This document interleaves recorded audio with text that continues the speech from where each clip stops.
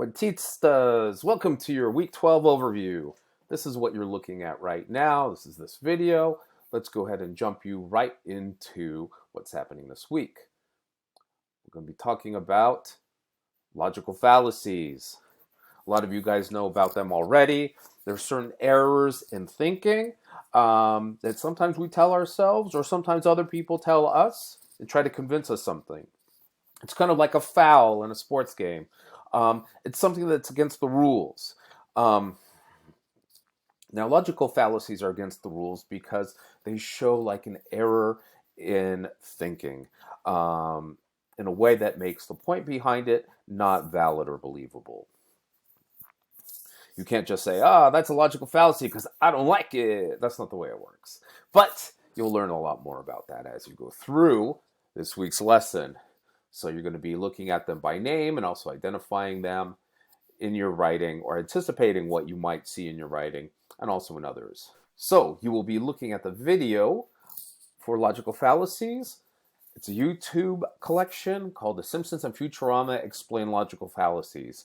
Full disclosure, I think there's also one Family Guy in there. But anyway, it's a fun way of looking at it. Take notes. Take notes by name and by example. Also be able to take a note if you need to help you remember why it's a fallacy. What kind of problem does it create in logical thinking?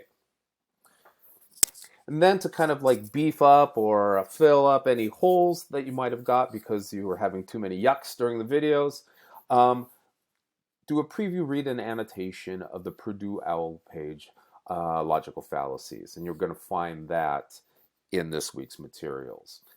The Simpsons videos are going to take about half an hour, so I know you can watch more TV than that. It's not going to be that much of a push for you. You're also going to be posting your Week 12 comment on discussion. Coming up this Thursday, you'll be posting your replies as usual. I'll be talking a little bit about Essay 3. And finally, on Sunday, you're going to be turning in your Essay 3 outline. That is really all for this week, but as you can tell, we are making steady progress towards getting that essay number 2 ready to go. Now, let me go ahead and get you to the materials. There's the Simpsons link again. Here's the link to the Purdue OWL. Here's an optional video, How to Spot Logical Fallacies. It features Joe Rogan, the radio host, and also Ben Shapiro, 2 podcasters with very popular shows. And it basically talks about the logical fallacies that they have in there. So if you want to see them kind of get roasted over the coals, feel free to watch that. But again, not necessary, not required. Now, looking at our discussion for this week, what you're going to see is that you've got, I went right by it, 2 topics. I'm going to be asking you to think about what logical fallacy or fallacies do you notice people around you using the most. You can write down 1 or 2. And then I want you to speculate, why do you think that is? Why do you think people are attracted to these 2? Or why do you think these are the ones that are most popular? Also, how would you counter them if somebody used them against you in an argument? In other words, how would you take the force or the relevance out of such a phrase or a sentence? I'm going to give you a hint here. If you just say, well, that's a logical fallacy, that doesn't make sense, that's usually not enough for people.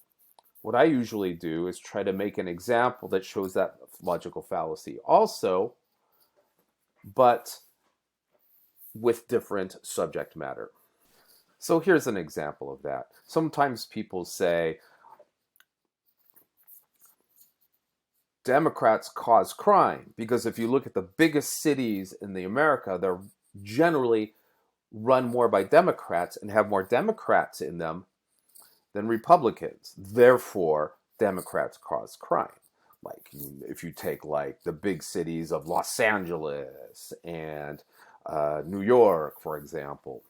But that's just what we would call a causation fallacy. Sometimes it's called a correlation fallacy. Just because something is happening at the same time doesn't mean that that's necessarily the cause for it, or something that's happening a little bit before it.